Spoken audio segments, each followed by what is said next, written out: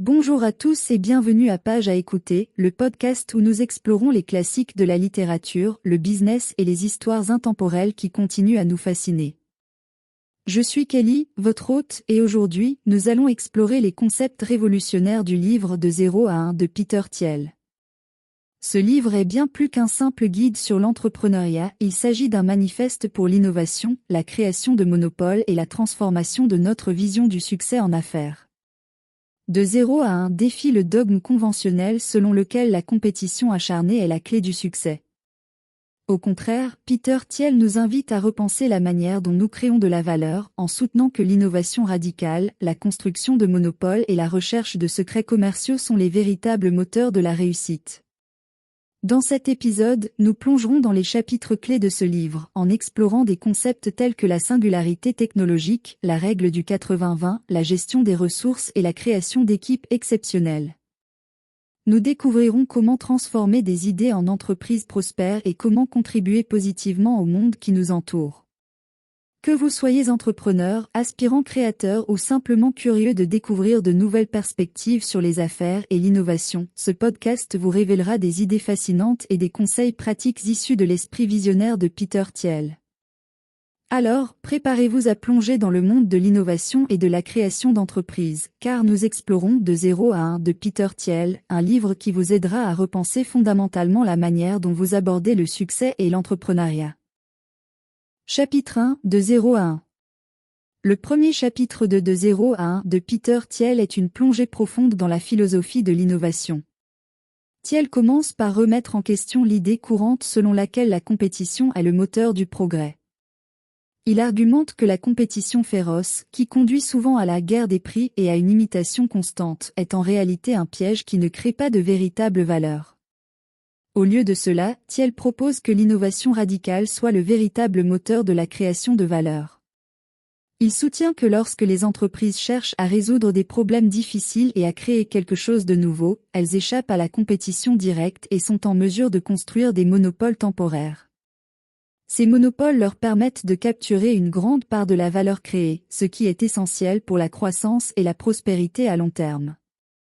Thiel introduit également l'idée de 0 à 1, qui signifie aller de la création de quelque chose de complètement nouveau, 0, à la transformation de cette création en une réalité, 1.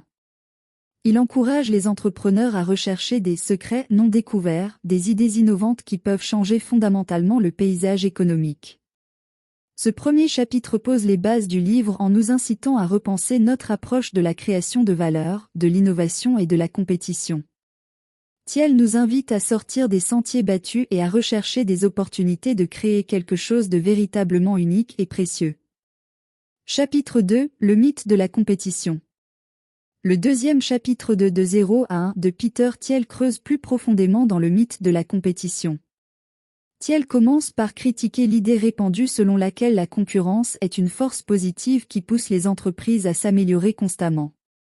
Il affirme que cette mentalité concurrentielle peut en fait être préjudiciable et mener à une stagnation. Thiel avance que la compétition féroce entraîne souvent une guerre des prix, où les entreprises se battent pour offrir les prix les plus bas, ce qui peut réduire les marges bénéficiaires et nuire à la qualité des produits ou des services. De plus, la compétition pousse souvent les entreprises à imiter les autres plutôt que d'innover, ce qui limite leur capacité à créer de la valeur réelle. L'auteur soutient que les entreprises devraient chercher à échapper à la compétition directe en créant des monopoles temporaires. Un monopole, dans ce contexte, signifie qu'une entreprise détient le contrôle absolu sur un marché ou une industrie, ce qui lui permet de fixer les prix et de capturer une grande part de la valeur créée. Thiel affirme que les monopoles sont essentiels pour la croissance et la durabilité à long terme d'une entreprise. Pour créer un monopole, Thiel encourage les entrepreneurs à rechercher des secrets non découverts, des opportunités d'innovation qui les distinguent de la concurrence. Il soutient que la création de quelque chose de complètement nouveau, plutôt que d'essayer d'améliorer ce qui existe déjà, est la voie vers un succès durable. Ce chapitre remet en question la notion courante selon laquelle la compétition est toujours bénéfique et nous pousse à réfléchir à la manière dont les entreprises peuvent créer de la valeur en évitant la concurrence directe et en visant à devenir des monopoles dans leur domaine. Chapitre 3, tous les monopoles sont interdits à moins qu'ils ne réussissent. Dans le troisième chapitre de 0 à 1 de Peter Thiel, intitulé « Tous les monopoles sont interdits à moins qu'ils ne réussissent », l'auteur plonge dans la perception sociale des monopoles et explique pourquoi ils sont souvent mal vus. Il soutient également que, malgré cette méfiance, les monopoles peuvent jouer un rôle crucial dans la promotion de l'innovation.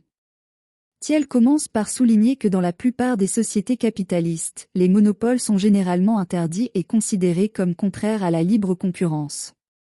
Cela découle de l'idée que les monopoles peuvent exploiter les consommateurs en fixant des prix excessifs et en réduisant la qualité des produits ou services. Cette méfiance à l'égard des monopoles est profondément enracinée dans la culture économique.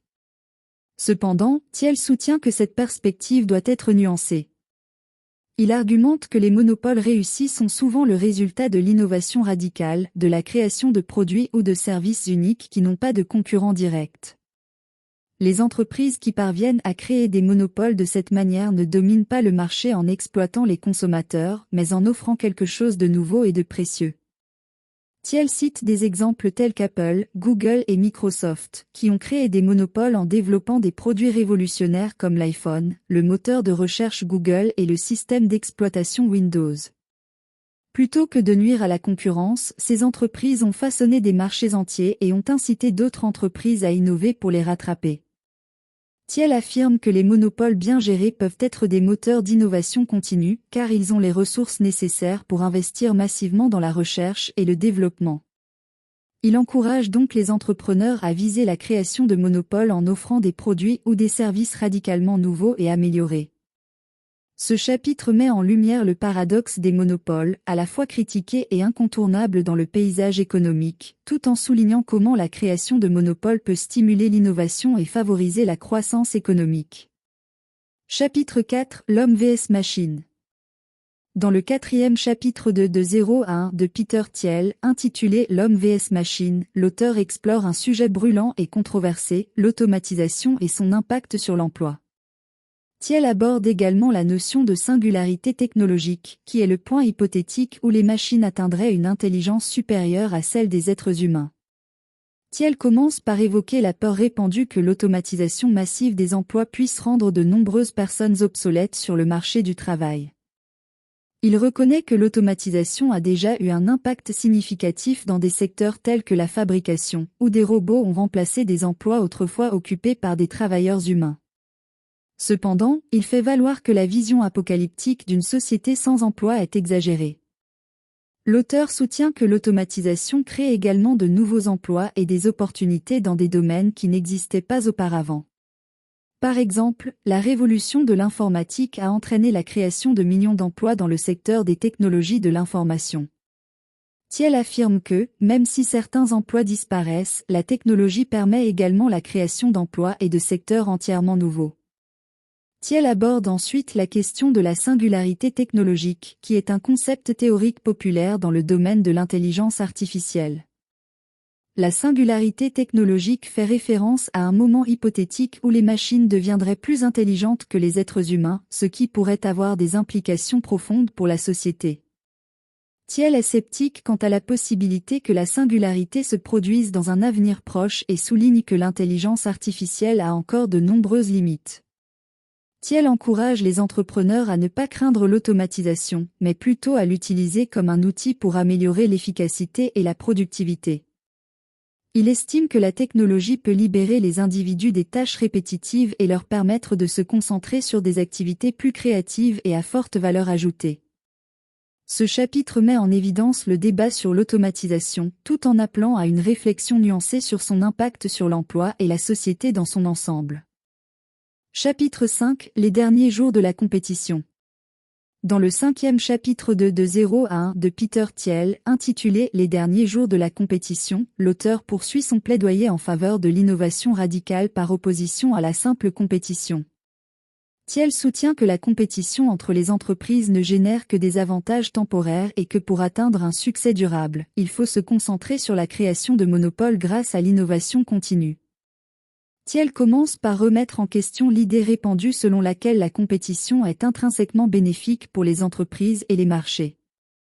Il argumente que la compétition féroce entre les entreprises finit par éroder leurs marges bénéficiaires et entraîne une course vers le bas où chacun tente de gagner des parts de marché au détriment de la rentabilité. Selon Thiel, cette dynamique de compétition peut conduire à un 0 à 0 où personne ne réalise de profit substantiel. L'auteur fait valoir que de nombreuses entreprises perdent leur concentration sur l'innovation réelle lorsqu'elles se concentrent trop sur la compétition. Au lieu de créer des produits ou des services uniques, elles se contentent de copier ce qui fonctionne déjà, ce qui entraîne une stagnation de l'industrie. Pour Thiel, la clé du succès réside dans la création de monopoles. Cependant, il précise que les monopoles ne sont justifiables que s'ils sont le résultat d'une véritable innovation, apportant une valeur unique aux clients. Les monopoles permettent aux entreprises de générer des marges élevées et de maintenir leur avantage concurrentiel sur le long terme. Thiel souligne également que les entreprises qui réussissent à créer des monopoles doivent continuer à innover pour les maintenir. Les monopoles ne sont pas éternels et si une entreprise cesse d'innover, elle risque de perdre sa position dominante sur le marché. Ce chapitre met en avant l'idée que la compétition n'est pas une fin en soi et que l'innovation continue et la création de monopoles sont les véritables moteurs de la réussite à long terme. Thiel encourage les entrepreneurs à se concentrer sur la création de valeur réelle pour les clients plutôt que de simplement rivaliser avec d'autres acteurs du marché. Chapitre 6 – Monopole créatif. Dans le 6e chapitre de 0 à 1 de Peter Thiel, intitulé Monopole créatif, l'auteur explore en détail les stratégies et les principes qui sous-tendent la création de monopoles durables. Thiel soutient que pour établir un monopole, il est essentiel de construire un produit ou un service véritablement unique et de maintenir un secret commercial. Thiel commence par rappeler que la création d'un monopole repose sur la notion de non-concurrence. Il explique que pour qu'une entreprise puisse éviter la compétition directe, elle doit offrir quelque chose de fondamentalement différent et innovant par rapport à ce qui existe déjà sur le marché. Il s'agit de construire un produit ou un service qui est tellement supérieur aux alternatives existantes qu'il n'a pas de concurrent direct. L'auteur met en lumière le concept de monopole créatif, qui consiste à créer un espace unique dans le marché où une entreprise est la seule à offrir une solution spécifique à un problème donné. Thiel donne l'exemple d'entreprises comme Google, qui a créé un monopole dans la recherche en ligne, ou Microsoft, qui a établi un monopole dans le domaine des systèmes d'exploitation. Thiel insiste sur l'importance de maintenir un secret commercial pour protéger son monopole. Il explique que si une entreprise révèle ses secrets, elle risque d'être copiée par la concurrence, ce qui pourrait mettre en péril sa position dominante. Le maintien du secret est essentiel pour protéger l'innovation continue et la valeur unique que l'entreprise apporte aux clients. L'auteur souligne également que pour construire un monopole créatif, il est souvent nécessaire de commencer petit, en se concentrant sur un marché de niche.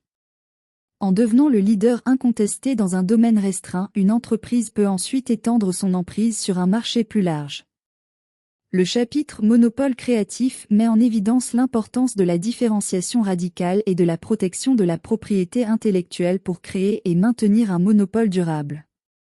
Il offre des perspectives précieuses pour les entrepreneurs qui cherchent à innover et à dominer leur marché. Chapitre 7 Suivez la règle du 80/20. Dans le 7e chapitre de 0 à 1 de Peter Thiel, intitulé Suivez la règle du 80/20, l'auteur explore le concept de la règle du 80/20, également connu sous le nom de principe de Pareto. Thiel explique pourquoi il est essentiel de se concentrer sur les activités les plus importantes et les plus productives pour réussir dans le monde des affaires. Le principe de Pareto, à l'origine formulé par l'économiste Vilfredo Pareto, suggère que 80% des résultats sont généralement produits par 20% des causes. Thiel applique ce principe à la gestion des entreprises et à la prise de décisions stratégiques. L'auteur soutient que trop d'entreprises se dispersent en essayant de traiter tous les aspects de leur activité de manière égale, ce qui les conduit à une inefficacité considérable. Au lieu de cela, Thiel encourage les entrepreneurs à identifier les 20% des activités, des produits ou des clients qui génèrent 80% de la valeur de leur entreprise. En se concentrant sur ces éléments essentiels, une entreprise peut maximiser son impact et sa rentabilité. Thiel fait valoir que la plupart des entreprises ne réussissent pas parce qu'elles cherchent à être tout pour tout le monde, ce qui les rend inefficaces et dilue leurs ressources. L'auteur donne des exemples concrets de sociétés à succès, telles qu'Apple, qui se sont concentrées sur un nombre limité de produits de haute qualité plutôt que de produire une multitude de produits médiocres.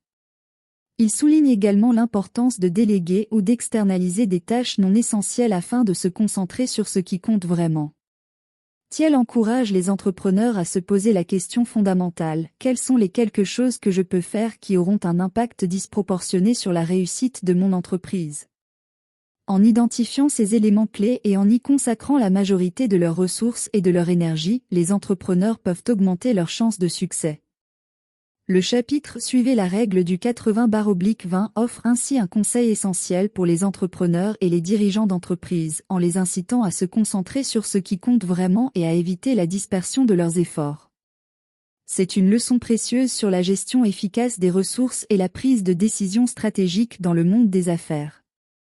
Chapitre 8 Les ressources de la guerre. Dans le 8e chapitre de 0 à 1 de Peter Thiel, intitulé Les ressources de la guerre, l'auteur explore la gestion efficace des ressources, y compris les capitaux et le personnel, dans le but de maximiser l'efficacité des entreprises. Thiel commence par souligner que la plupart des startups échouent non pas en raison d'une idée médiocre, mais parce qu'elles ne parviennent pas à gérer efficacement leurs ressources. Il met en garde contre la surcapitalisation, c'est-à-dire le fait d'obtenir trop de financement trop tôt, ce qui peut entraîner une mauvaise allocation des ressources et une dilution de la propriété. L'auteur encourage les entrepreneurs à être prudents dans la recherche de financement et à s'assurer que chaque dollar investi est utilisé de manière judicieuse pour atteindre des objectifs spécifiques. Il met également en avant l'importance de la discipline financière et de la gestion prudente des liquidités. Thiel discute également du recrutement et de la constitution d'une équipe de qualité. Il soutient que la qualité du personnel est plus importante que la quantité et que chaque membre de l'équipe doit apporter une contribution significative à l'entreprise. Il explique que le recrutement ne devrait pas être basé sur des critères conventionnels, mais plutôt sur la capacité des candidats à résoudre des problèmes complexes et à s'adapter rapidement. L'auteur insiste sur le fait qu'une équipe talentueuse peut accomplir plus avec moins de ressources, ce qui est essentiel pour les startups qui opèrent généralement dans un environnement de ressources limitées. Thiel explore également la notion de contrôle en soulignant que la détention de la majorité des parts de l'entreprise est essentielle pour maintenir le pouvoir de décision et la direction stratégique. Il encourage les entrepreneurs à être prudents lorsqu'ils cèdent des parts de leur entreprise et à chercher à conserver le contrôle. Le chapitre Les ressources de la guerre offre des conseils pratiques aux entrepreneurs sur la manière de gérer efficacement les ressources financières et humaines pour maximiser l'efficacité de leur entreprise. Il souligne l'importance de la discipline financière, de l'allocation judicieuse des ressources et du recrutement de talents exceptionnels pour réussir dans le monde des affaires. Chapitre 9 L'équipe de rêve. Dans le 9e chapitre de 0 à 1 de Peter Thiel, intitulé L'équipe de rêve, l'auteur se penche sur l'importance cruciale de la création et de la gestion d'une équipe exceptionnelle pour la réussite d'une entreprise. Thiel commence par mettre en évidence le fait que les entreprises qui réussissent ne sont pas le résultat du travail d'un individu exceptionnel, mais plutôt d'une équipe exceptionnelle. Il insiste sur le fait qu'une équipe solide est l'actif le plus précieux d'une entreprise. L'auteur explore ensuite les qualités essentielles que les entrepreneurs devraient rechercher lorsqu'ils constituent leur équipe. Il souligne que la diversité des compétences est importante, mais que la compatibilité culturelle et la capacité à travailler ensemble de manière harmonieuse sont tout aussi cruciales. Thiel insiste sur le fait que les membres de l'équipe doivent partager une vision commune et être déterminés à réaliser les objectifs de l'entreprise. Il encourage les entrepreneurs à éviter les conflits internes destructeurs et à favoriser une culture d'entreprise basée sur la confiance et la collaboration. L'auteur explore également la notion de responsabilité et de propriété au sein de l'équipe. Il soutient que chaque membre de l'équipe devrait avoir une part significative de propriété de l'entreprise, ce qui les incite à s'investir pleinement dans le succès de l'entreprise. Il suggère également que les fondateurs devraient être prêts à partager le pouvoir et la prise de décision avec les membres clés de l'équipe. Thiel met en avant le fait que la construction d'une équipe exceptionnelle est un processus continu. Il encourage les entrepreneurs à être sélectifs dans leur recrutement, à rechercher des personnes qui partagent leur passion pour le projet et à investir dans le développement professionnel de leur équipe. Le chapitre L'équipe de rêve offre des conseils précieux aux entrepreneurs sur la manière de créer et de gérer une équipe exceptionnelle. Il souligne l'importance de la compatibilité culturelle, de la vision partagée et de la responsabilité au sein de l'équipe pour atteindre les objectifs de l'entreprise. L'équipe, selon Thiel, est l'élément clé pour transformer une idée novatrice en une entreprise prospère. Chapitre 10 Le rôle secret des affaires.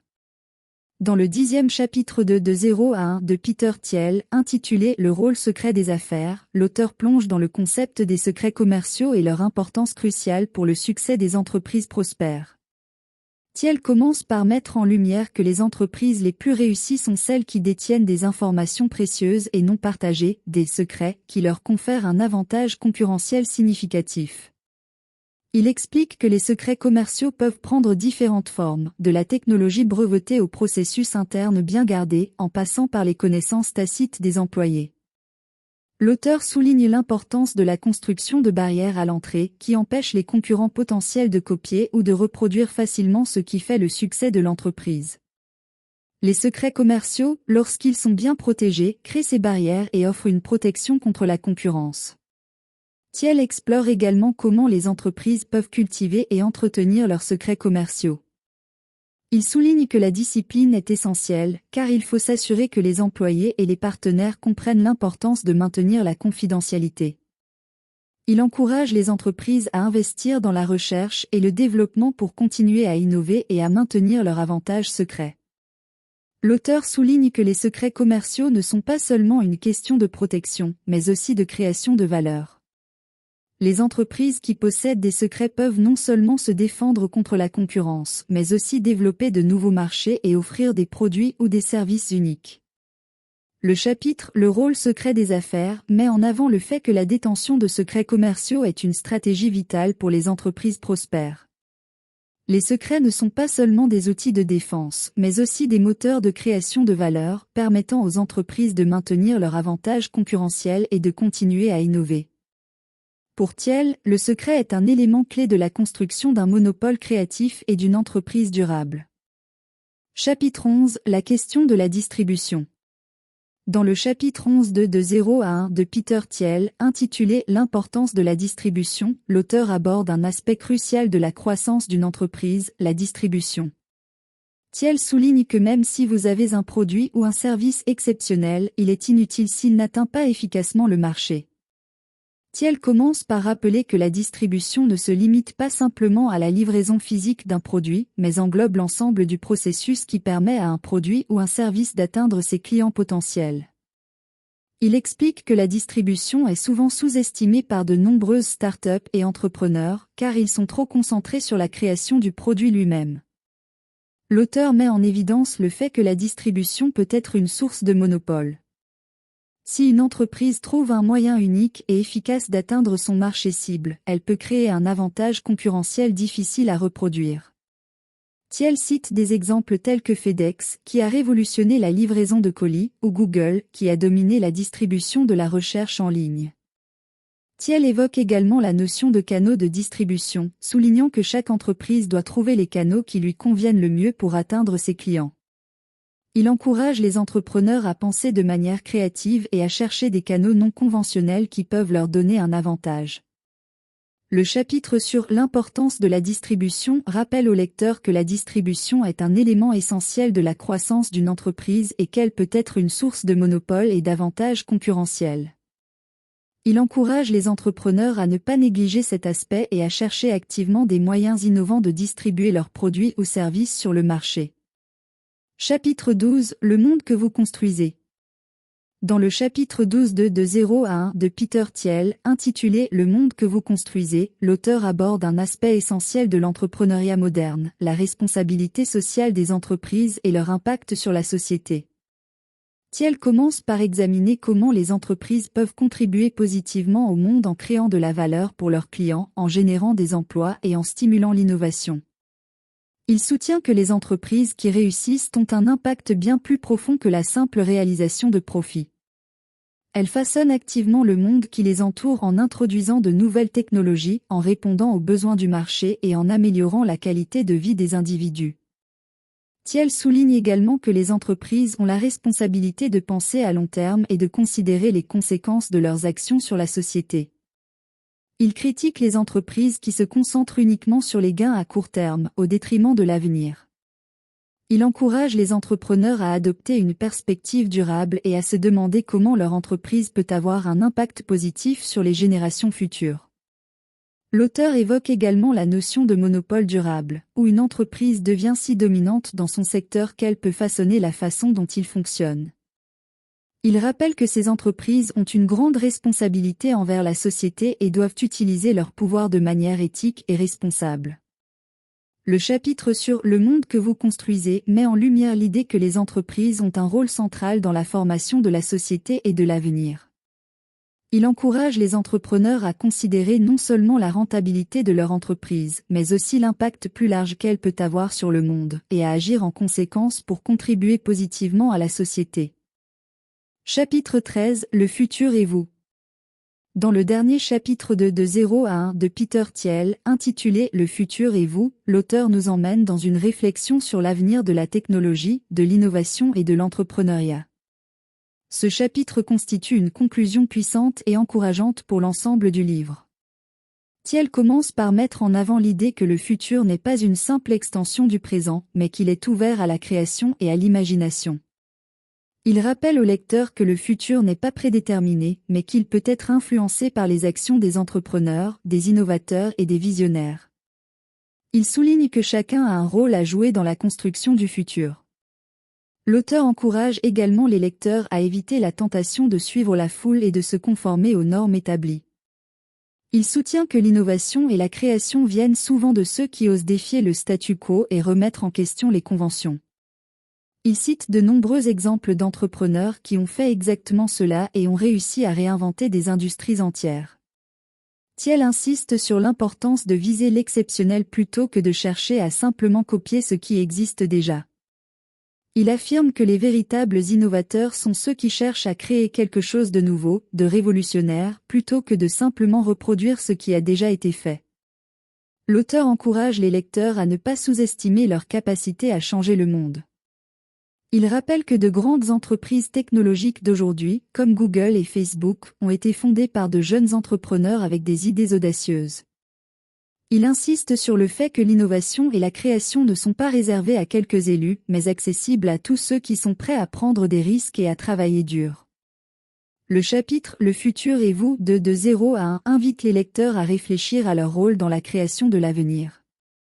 Il les encourage à adopter une attitude audacieuse, à remettre en question le statu quo, à viser l'exceptionnel et à croire en leur capacité à avoir un impact positif sur le monde.